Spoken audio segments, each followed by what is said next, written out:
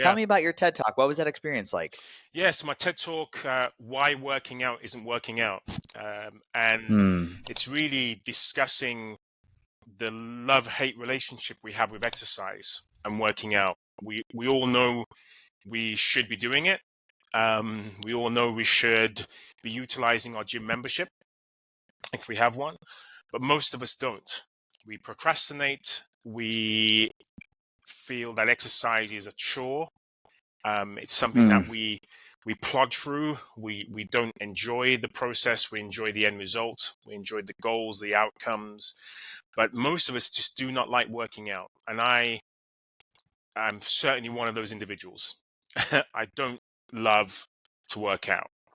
And my TED Talk was talking about one possible solution to this epidemic of sedentary behavior is playing, is being a more playful version of ourselves when it comes to physical activity.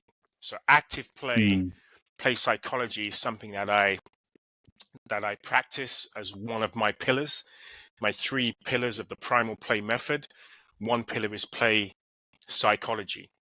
And by having this mindset of play, you're more likely to be engaged in the process. You're more likely to be receiving these benefits of the feel good hormones, where you are, activating serotonin and dopamine and endorphins, and having oxytocin release from interacting with your peers in a play-based session.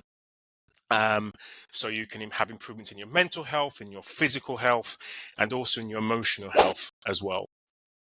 Yeah. Darryl, you mentioned the epidemic. Tell me the problem that we're trying to solve, and what is the world facing right now with its lack of movement from your understanding of the data that's presenting? Yeah, well, it's one of the leading contributors to chronic disease, physical inactivity, being physically inactive, being sedentary, and the evidence tells us that even if you exercise, that being sedentary, spending a significant amount of your day sitting, being idle, inactive, is very difficult to overcome by exercise alone. So if you are sitting for 6 to 8 hours per day, which most people would tick that box for sure, you need to do 60 to 80 minutes of moderate intensity physical activity, i.e., going for a run, just to undo the harmful effects of 6 to 8 hours of sedentary behavior.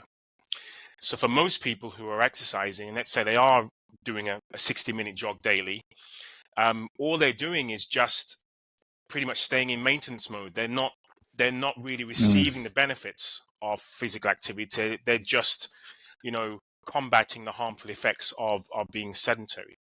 And many people aren't achieving that 60 minutes to 80 minutes per day, right? Yeah. So physical inactivity basically increases your risk of, metabolic issues. So that means increased risk of insulin resistance, of type 2 diabetes, of elevated blood sugars.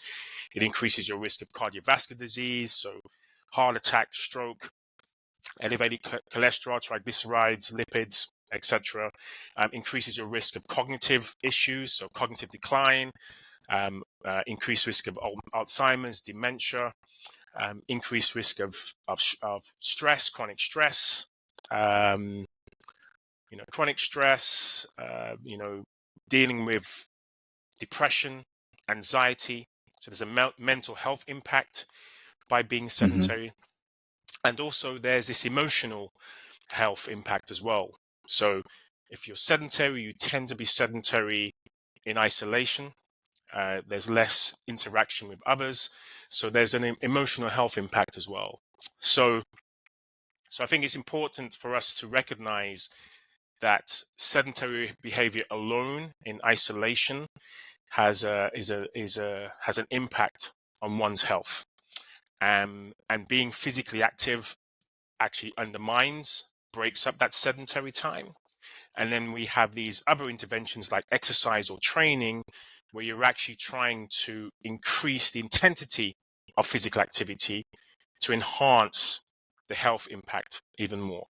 So there's Yeah. exercising for fitness, there's exercising for performance, for achievement, for sporting pursuits, but there is also the option to use exercise as medicine, or in my case, using movement in a broader sense as medicine. And the research nowadays tells us that at the sort of lowest levels of detail, how exercise impacts our cells. So exercise physiology is the second pillar of the Primal Play method. So there are three pillars. Play psychology is one, exercise physiology or exercise science is the second, and the third pillar is evolutionary biology or evolutionary fitness. So those are the three pillars of the Primal Play method.